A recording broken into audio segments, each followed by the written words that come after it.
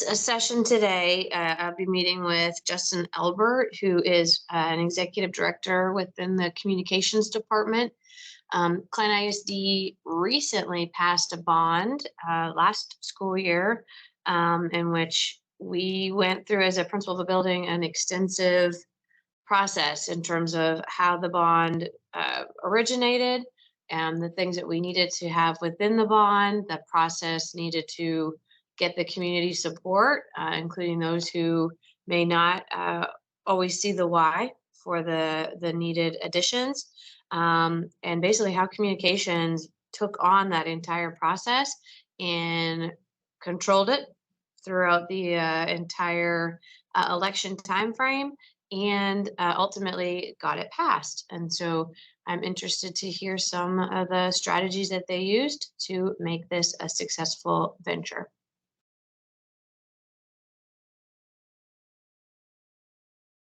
Let's just start with what name and the role that you serve for Klein ISD. Okay, Justin Elbert, and I am the Executive Director of Communications for the district.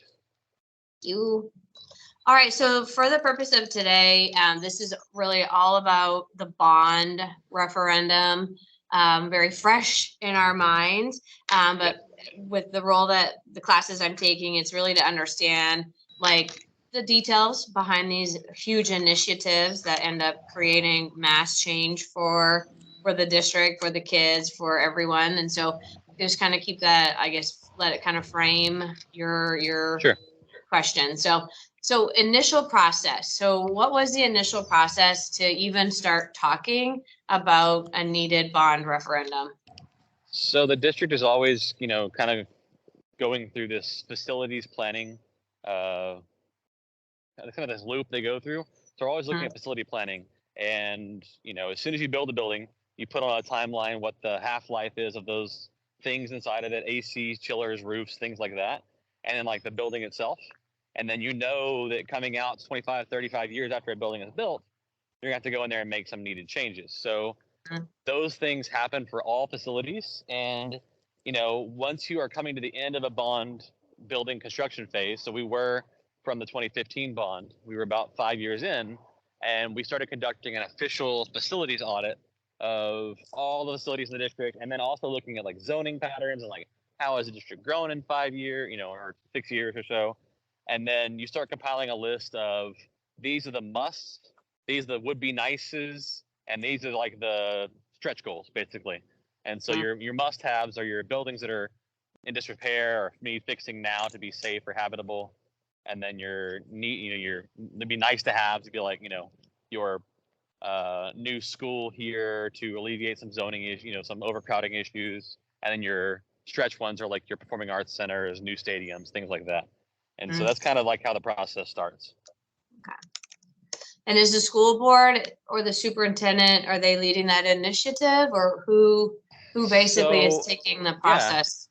Yeah. The school board is not involved at all at this point. The superintendent and their cabinet talk about, we're coming to the end of our bond building program. We need to be looking at, do we have the capacity for another bond? You talk to the CFO.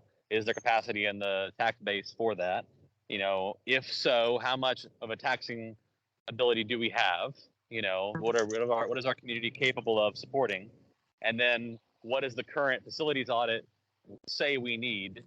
And you really work with your people inside the district, as well as companies. Like the district works with a company called PASA, Population and Survey Analysts, and they are a third party that works with us a lot on where are we going in the future. Oh, your district's at this many kids, in 10 years you'll be at this many kids.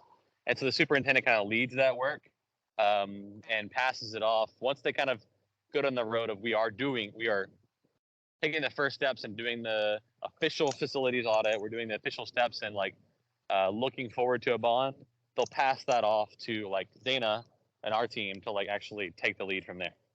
Okay.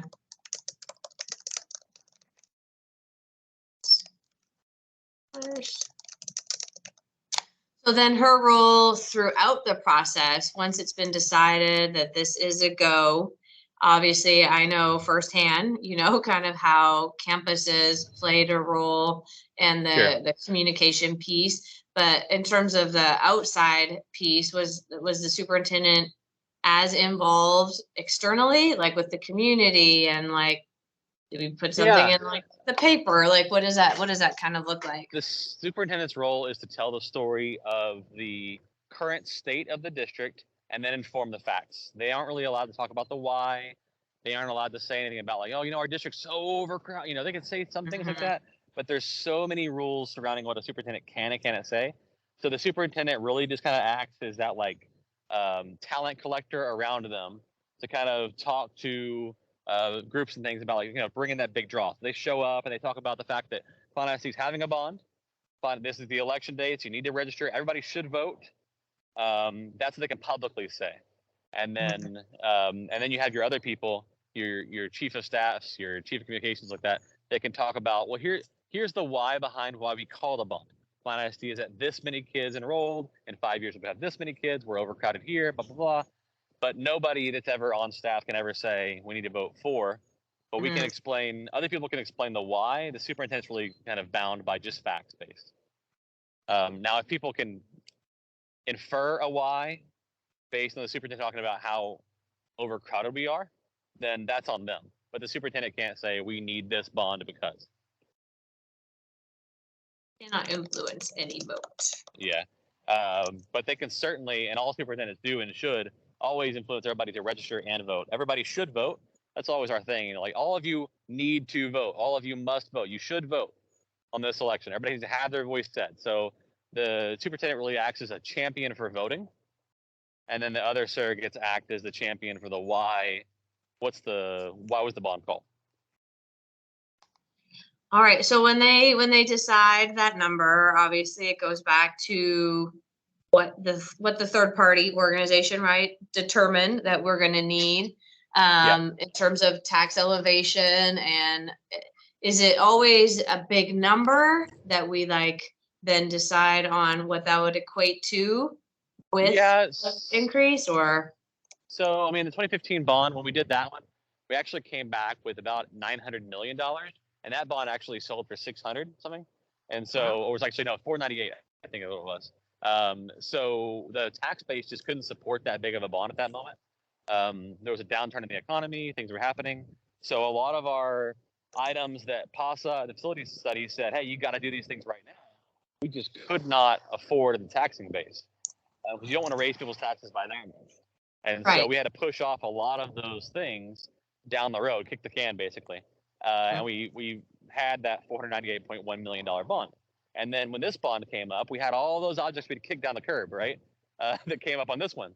So this bond came out to like $1.8 billion. Well, we didn't pass a $1.8 billion bond. We passed a $900 million bond. And so once again, we had done that, okay, what are the musts? We have to do these things. We have buildings that are going to 50 years old, 55 years old or so by the time this thing is over. So we must do these. So it's really a back and forth of, and we do a lot of like shopping around for different groups. Like, hey, what is your tolerance for a bond right now? When you hear the word, we actually did a lot of phone surveys too. We'd call out to registered voters in the area and be like, hey, we're doing a survey, we're doing the general poll on the phone.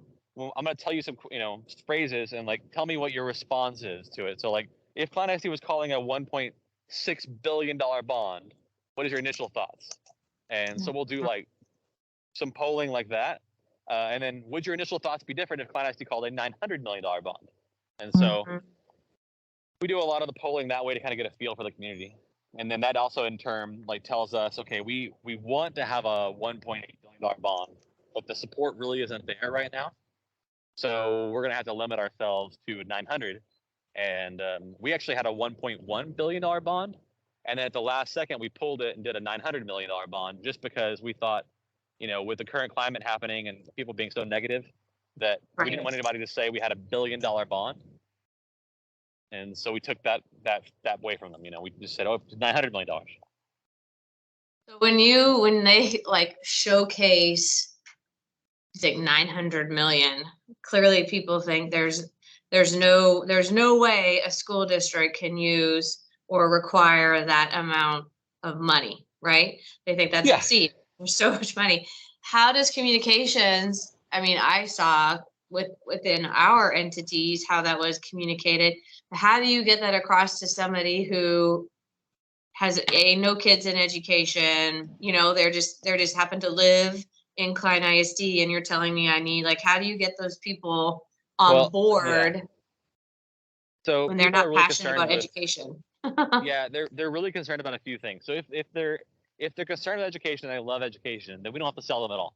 They're already, Right. and then all we have to deal on that is voter apathy. So like they're already sold on education. There are very few people that have kids in school or teach that will vote no for a bond. I mean, the number is like, last time we polled, it was like less than 10% of people who would vote no out of principle that are tied to education. The problem is that they're apathetic. They don't vote. Teachers don't vote. They haven't historically, and parents don't vote because they are busy. So the people who vote are your 65 plus white. That's who votes. Usually male is your biggest voting block. So 65 plus white male, and then in that voting block, the vote with there's a female in the household is tied very closely to the male vote. Just the way the demographic, it's just the way it works.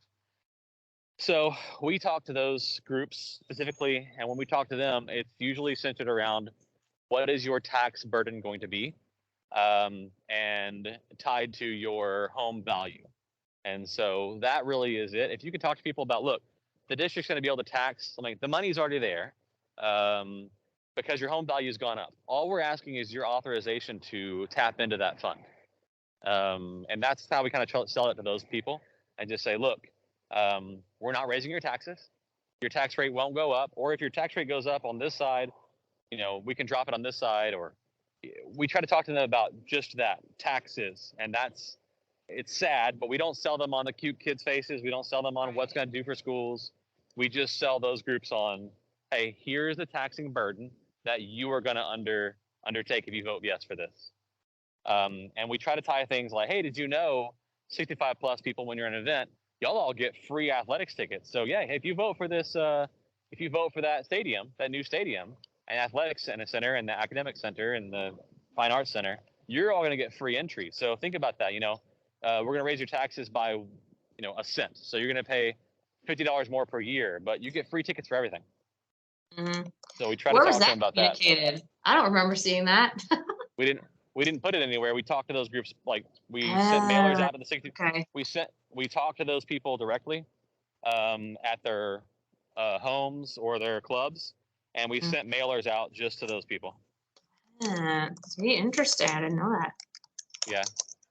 And so we've actually talked about, if we ever do the stadium again, we will continue with that plan, but then also talking directly to parents that are currently in the system to get them to not be apathetic. Like, hey, here's a stadium/arts center. Your kid would graduate in this center if it passes. Not if you vote yes, but if this passes, your child would graduate from this brand new performing arts center, whatever it is. Mm-hmm. And so we're going to try to bring in that aspect of it.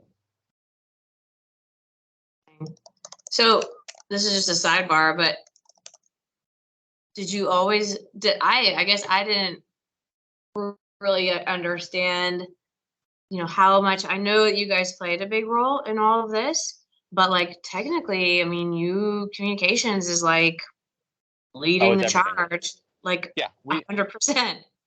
It's 100%. Well, so that's why we're the communications and planning department. So whenever you talk about planning, it's all zoning and bonds. And so if zoning or bonds happens, communications department runs everything. And then behind the scenes, everything is run through our office. And then we coordinate with facilities to, get renderings or maps or those kind of things, like production timelines. And then we coordinate with the superintendent's office to produce and what content she wants, and then send it out to the public. But everything is the hub for communications. Everything comes through our office for a bond. Was it always like that? Yeah, it's just very quietly done, and we don't make a big deal about it. I mean, seriously. Yeah. So you really need to have people in the communications department who aren't really just for social media and making Correct. things pretty up there. You know what I mean? And a few of us actually, we consult outside the district for bonds in other districts too. So, I mean, we know what we're doing with bonds. We just kind of do it quietly. Huh, interesting. Okay, so, all right, let's talk a little about the school board. So what role do they play in the whole So process? the school board is the only entity that can actually call a bond. A superintendent can just basically everything up to the point before the board calls it is called long range planning. So the superintendent can talk about a future bond. It's possibly coming up, all these things, but nothing is officially called a bond until the school board votes to call a bond and place it on the ballot. They're the only entity that can do that. So that they really kind of hold all of the purse strings because they're on the hook for setting the tax rate and they're on the hook for calling the bond. So they have to be fully supportive of the bond plan. So everything is presented to them. We keep them apprised of the long range planning process. So we do multiple presentations to the board at board meetings like, hey, here's where we are on the long range planning process. And then what will happen at the very end, the superintendent will come to the board at a board meeting with a request for a bond. And there's a technical term for it. They call it, proposal for future bond referendum or something like that. And they'll Okay. make a formal request of the bond of the board, and the board will hear it. And then the next month, if all willing, they will vote to call the bond. And then at that point, the board can do and say whatever they want to get that bond passed within legal limits. They can't lie, but they can All right. advocate for, they can go up, they can say, hey, y'all all need to vote for this bond. They're the only people that are employees who can do that. Well, they're not really employees, but only people that are on client time, they can do and say whatever they want because they're elected officials. So they can tell people, y'all got to vote for this bond. We need this bond. Y'all got to vote for it. And they're the only ones. Everybody else of us has to like talk about the facts if we're on client time, but they can do what they want. Interesting. When you think about funding to basically get the bond from phase A to completion, what is the cost to like do all of the things for everyone to like be fully informed? Is that a cost that's absorbed then by the bond? Yeah, so it's absorbed by the district Mhm. because you don't want to finance anything over 30 or 40 years. That is like a communications piece because you don't, that mailer you paid $50,000 for, you don't want to finance that over 30 years. So it's an Right. absorbed cost in the M&O side, so the maintenance operations Mhm. side of the Yeah. district. And so if we're calling for a bond, hopefully we've called it in a place where I can set my zero-based budget to add on a little bit of money to cover that bond. So usually, and this is going to sound like a lot, right? But usually a school district, if you're having a $1 billion bond, will set aside one. So if you think about 1% of that would be $1 million, right? So you're going to set aside about half of that, so 0.5% for running the entire election. So for a $900 million bond, we set aside about $300,000 to run the entire bond, and that includes everything, right? So that's all printing, mailing, communicating, all of that, and actually running the actual election too, and getting the Mhm. voting booths out there and all those things like that too. So because we call a bond, we're on the hook for part of the fee for the election. So all those people that are at polling centers, they're not volunteers, they're paid. Mhm. Oh, interesting. So people can volunteer, they can apply to work at a polling center, but all of that is done through Harris County or through the voting center place. So if we're on a ballot with Harris County or with the state, we will absorb part of that cost. But if we are the only entity on the ballot, we'll absorb the entire cost. That's also why, like, during an election that we have, like a November election, we'll be at like every school, every voting center. You can vote anywhere in the county.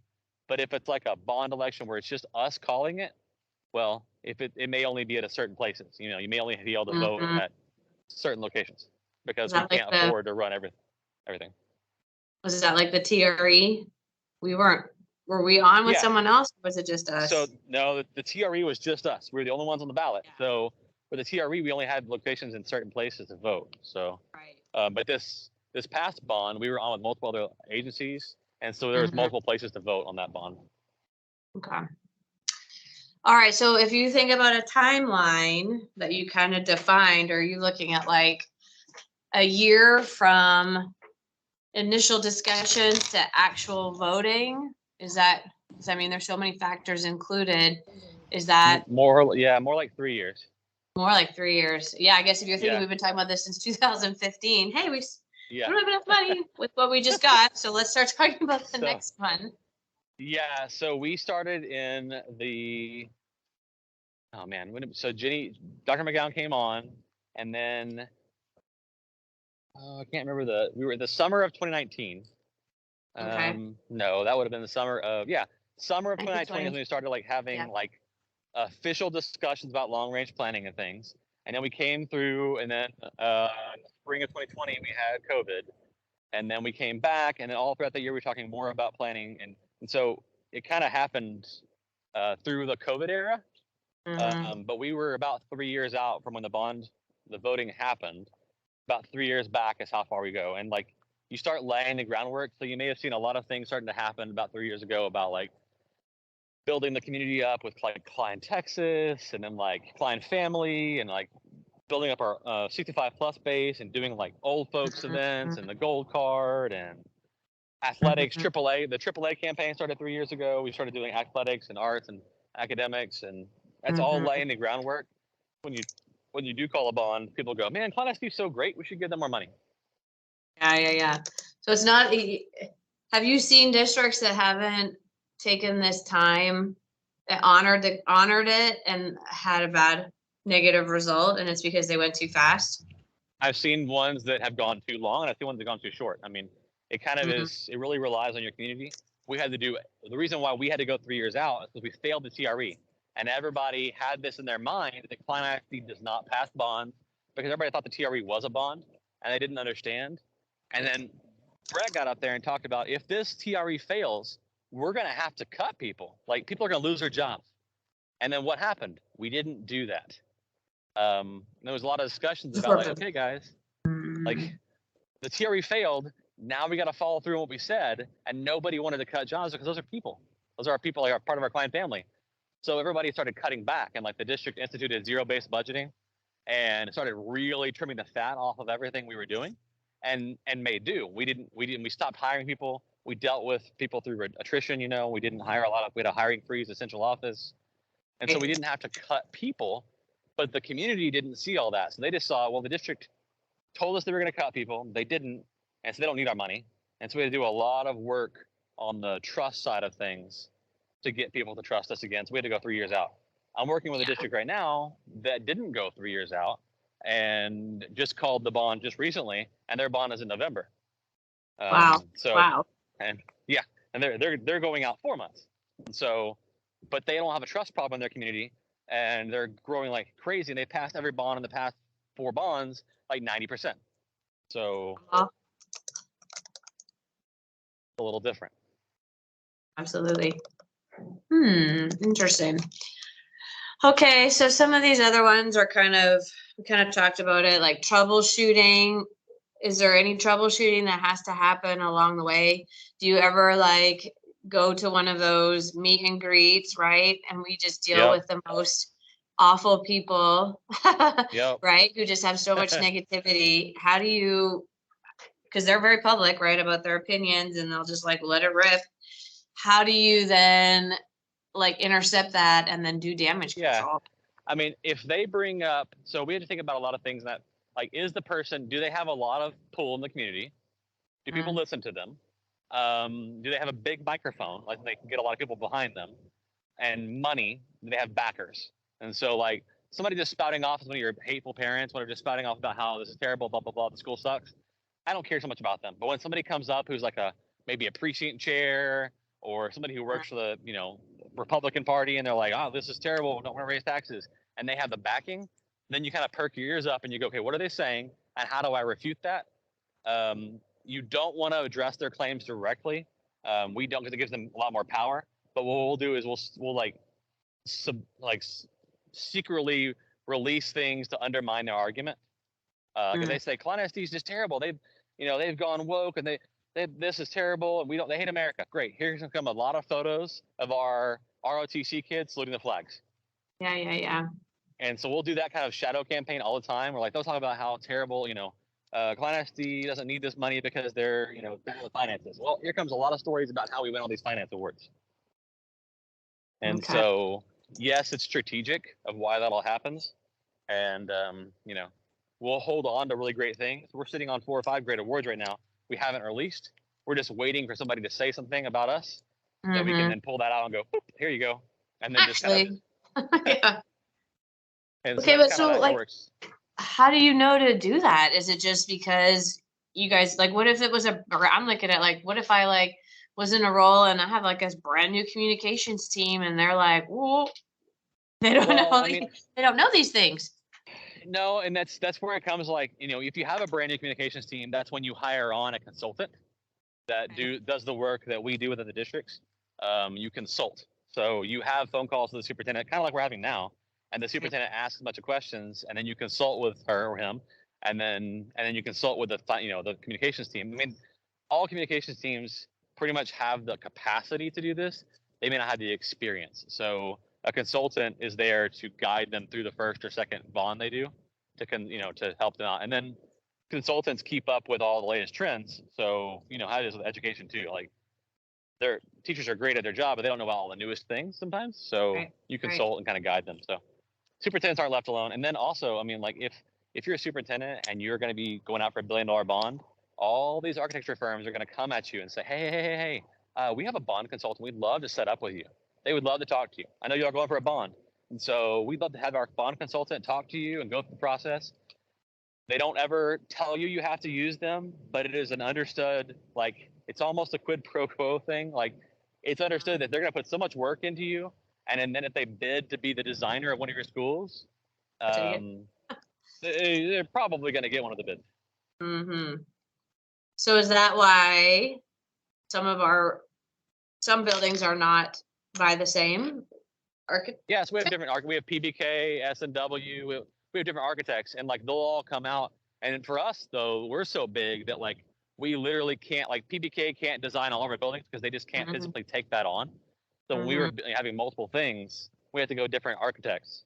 But yeah, Mm-hmm. those, S&W, PBK, a lot of them will come and say, hey, we have some people that would love to help you out, support you through this bond planning process. They just happen to be bidded vendors who then also get bids later on. Interesting.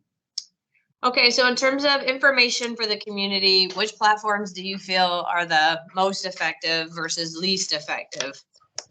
So it's a double-edged sword question there. It Yeah. all depends on, yeah, it's what is best for the right answer is what is best for your community, whatever your Mm, community uses. That's the right answer. For us, for Klein ISD specifically, it's Facebook. okay. So it really goes down to Facebook. Facebook is a great place for us to get our information out, but it's also a great place people complain, and so it allows us to, yeah. We just try to provide as much facts on there as possible, and then it's hard to complain about facts. Right. They will, but it's hard. Okay, so we kind of talked about dealing with opposition. Specifically, I mean, we're not talking about school board elections or things like that, but just you talked about how, sticking to the facts, educating people on the what it is versus what it is not. Um, when it is time for the bond to go to vote, is there anything that the team does specifically, like say that week of, or is it just still like encouraging people to get out there to vote?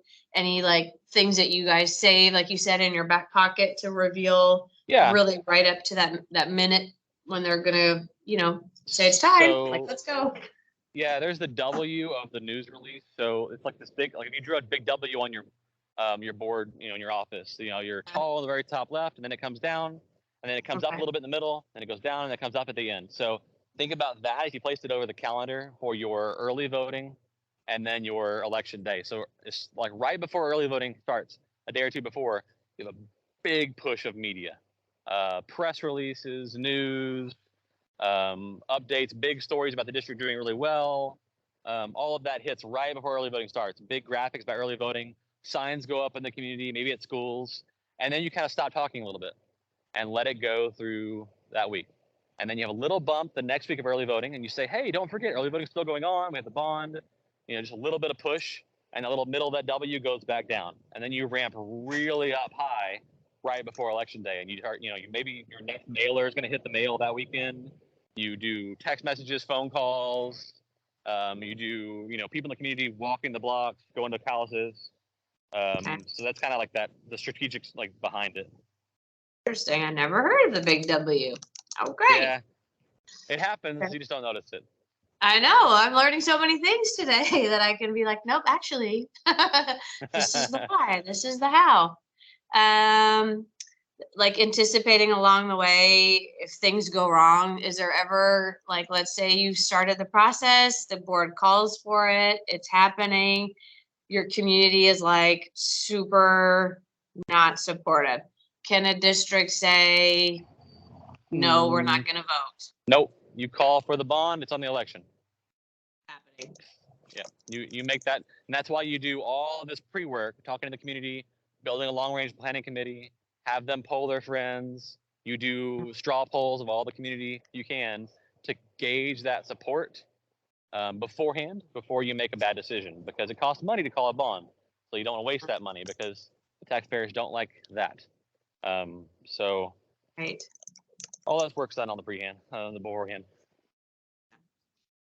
Okay, so then the bond closes. All right, they've had the time, they vote. Like, what happens next? So Like, yeah, we're all watching. I mean, every day of early voting, and every day of the election, the election day, we're watching results come in. Because early voting, you can watch results come in every day around 10 a.m. of early voting and then mail in. So we'll like continuously track those votes coming in. We know that early voting is going to tend to be positive for us. We know that mail voting is going to tend to be negative for us, and interesting. we know that election day voting is going to tend to be 50-50. And so if we can get a ton of early votes to come in, and historically that's more than has come in before, we know we have a big support coming out for the bond. So we'll track that every single day, and we'll go, okay, on our last election we had 20,000 voters coming to early voting. Now we're right now at 15 for early voting. So we probably don't have a lot of people coming out to vote for the bond. So we will start doing like more and more mailers back to back to back, more and more text messages back to back saying, hey, early voting, early voting, early voting. And then that election day, we'll do the same thing election day. We'll start watching it all day long. We have poll watchers. So you can't get the results until the night, but we'll have poll watchers out there going, hey, there's a 4-hour, 400 person line at this polling center. And historically, we kind of know which polling centers tend to be positive or negative. Okay. So we kind of engage like where we're going to be at. This past bond, we were within 0.3 percentage points of what our estimate was on passing Prop A and what we had Prop A pass at. Wow. And so we thought we were going to be 50, it was like 58.4%. We passed at 58.9, whatever. I forget the actual numbers. We were like 0.3 away. And then for Prop B, we were 0.1 away on passing on what we thought we were going to be for Prop B. Prop C and D, we both thought they were going to fail. But we thought they were going to fail at much higher rates than they did. So we were pleasantly surprised at C and D. And then that's it. I mean, that's all. Then the game's over. Like election day ends, the results come in. You wait for a while for them to canvass the votes or make them official. Usually takes about 14 days to canvass and make votes official. And then once the votes are official, the board certifies the election at an election board meeting, or usually a special session, where they'll certify the election results there. And then at that point, the district can start encumbering bond costs. So the district can go to a architect and say, hey, we need to go and let's build this school. And let's say it's a $30 million school.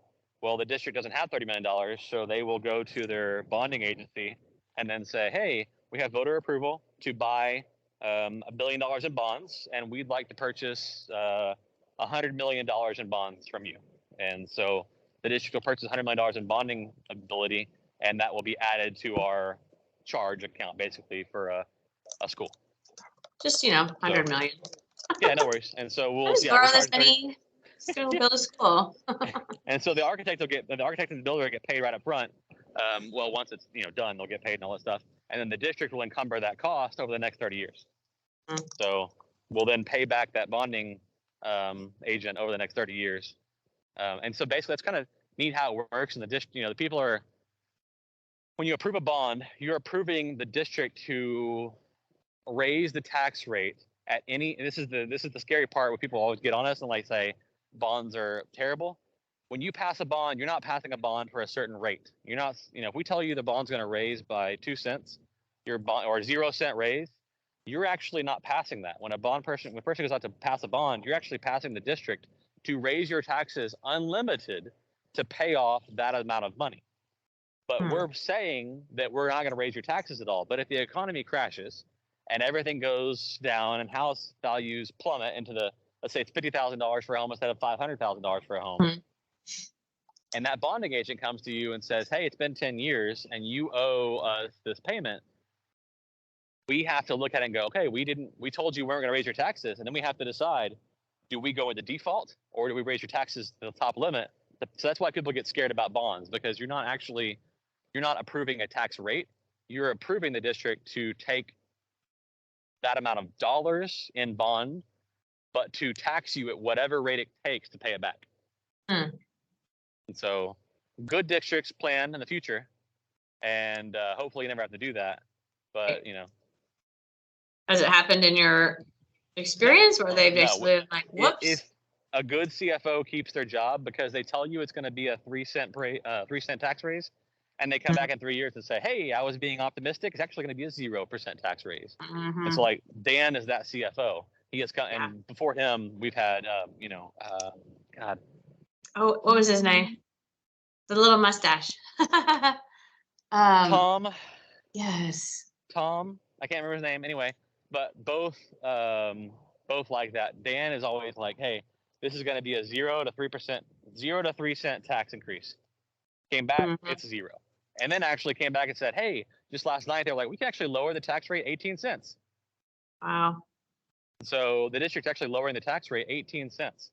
And we just passed the bond. And so that's the kind of guy you want on your side. So you want a good CFO to be able to support you. You don't want one that'll lie to the superintendent and say, yeah, you can do it for 1 cent, but actually he's hedging his bets and really it's like 4 cents. You want the opposite, where he says it's going to be 4 cents and it comes back to be 1. So is the superintendent, this is a little bit of a sidebar question, but is the superintendent responsible for basically the effectiveness of the CFO and like how do they track if he's like good or not? I guess just based on the financial. You have the financials. Hopefully your CFO is constantly winning awards for financial transparency. So Texas has the first award, the Financial Integrity Rating System of Texas.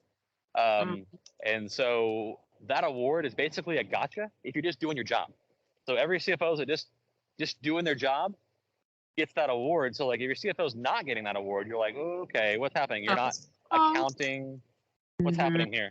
And so, your superintendent is responsible for hiring the cabinet and evaluating them one-on-one. So that person, they're on the hook for it, but they also hired the person. Interesting. Okay, so they have all this money. I just have 2 questions left. We have like 5 minutes. We're almost there. You're good. So how are priorities determined? Like you said, like we wanted all of this money, right? And then we only get X number per se. Is it mostly like M&O? That's like where we're going first? Like what do we need for like maintenance and operations and prioritize that? Or is there a formula? Or? I mean, yes. So all of the bond funds are on the INS side, the interest and seeking side.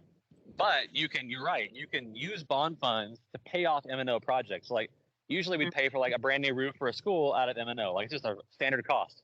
But if you can defer that off onto the bond project, then you don't have to pay for it out of your general funds. Right. And so yes, the priority projects will happen first. So the ones are like a building is leaking, falling in disrepair, it happens. And then we have actually prioritized schools that are approaching 50 or near 50 years old. And so Northampton, I think Epps Island is next, or Tice or Howdy, and then there's Greenwood Forest, and then there's I can't remember them all, but like all those schools that are approaching. I mean, I think Brill's in there somewhere. I can't remember all the places. But all of the schools are approaching or nearing 50. Those are the top end ones. And then like you look at like the high schools, are they over capacity? Do they, has the district changed a lot? Do we need more CTE programs? Do we need more fine arts programs? So it all comes back to what are the priorities? And right now our priorities are fixing things that are nearing or over 50 years old, and then supporting AAA. So academics, arts, athletics. And Right. so those are the priorities, and they happen. And if you run out of money, you can't go back and ask for more. You have to do another bond. So we have $900 million. Part of that was, in technology. And that's why, you come back and the building is, let's say Northampton was forecast to be a $20 million rebuild, and you come back and it's $28 million. Well, that's $8 million you don't have to spend somewhere else. Right. And so when you promise the taxpayers you're going to do 10 schools or 8 schools, then you can only do 7. That doesn't work too well for you when you come back to ask for more money. Which is funny you say that, because when I was at Bemfer and we were going up for a bond, and they came out of the woodwork like, hey, we were supposed to get doors on these mods, on these mod Yep. classrooms and blah, blah. And I was like, okay. And I remember I had to bring it up because it was like a point that they kept stating, and by golly, they came out and put doors on those mods before they like went out Yep. and said, let's get something else, because these people remember. And they do, and that should have never happened, right? We said that mod doors are going to be in the bond, and they ran out of money, and so they were going to put more mod doors in the next bond, and that's good. The parents held them to it. The taxpayers said, no, you will do this now because you told us you would. And so it's good to have a community like that, because then if you do those things for them, they'll remember and support you the next time. Yeah. Well, yeah. And they do. They have a list. Yeah. So, okay. My last question is just any advice you have for like running things effectively, just, overall, what do you feel are like the most effective things that you've seen in your role, just for people who are looking into like, becoming a superintendent or leading this initiative at some point? Any advice? The superintendency is the champion of the district, the head cheerleader. It's also the loneliest job in the entire school district. You are constantly having to keep your board happy. At the same time, constantly having to keep the community happy, because you are on the hook for everything, right? If a teacher does something wrong, it's your fault. Teacher does something right, no one tells you. So you're the chief complaint department for everything. You have to have a deep bench. You have to have a great cabinet with great people that you can trust to run their own programs and not micromanage, because you don't have time. A superintendent does not have time. You're doing all the big stuff. You're at chambers, you're at school faculty meetings. You're not running the day-to-day operations of transportation or food service or those kind of things, or communications. So you have to be very trusting. You can't think of yourself as the smartest person in the room. You have to be able to go, our cabinet together, we will collectively make the best decision, and trust those people and let them run. And then your superintendency is basically like you have these big paddles, and you are paddling the district on left and right and steering it in the right direction. You're kind of like the overseeing hand, steering everything and guiding these big picture decisions. That's what a superintendent kind of does.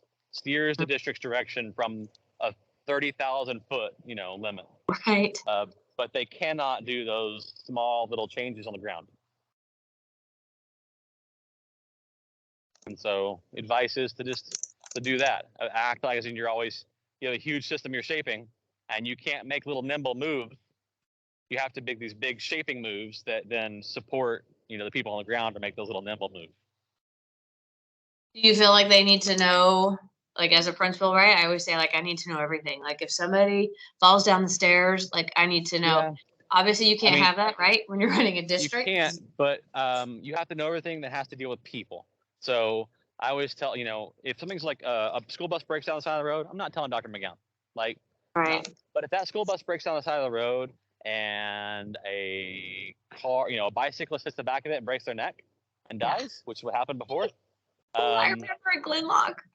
Yeah, that you tell the superintendent. Or if a kid over the weekend, dies, that goes to the superintendent, because that's people. So people first. I always, we have a little sign in our office that says "People first, vision second," or it's like no, it says "People first, vision always." So people first always, and then vision too. But superintendents must know about people, because if you protect the people will protect the system. I love it. All right, Justin, you were so helpful. I truly, anytime. you know, you like these assignments, you're like, "Oh, okay, I'll do it," but like I learned a ton. Well, So good. thank you for that. You I are so welcome. appreciate it. Anytime.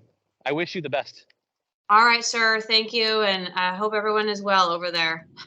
Thank you so much. All right, Okay. bye. Bye.